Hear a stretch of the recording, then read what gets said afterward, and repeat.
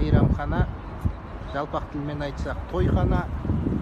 Осыны қожайындары осы ғимараттың мектепке айналдырыпты.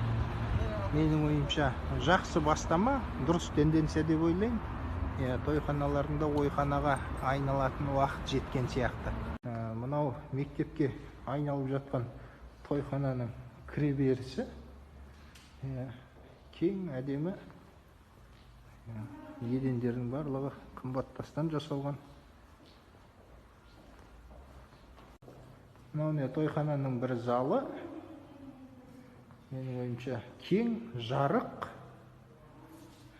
әдемі. Парталар қойып қойған, тақта бар. Мынау міне тағы бір үлкен кабинет.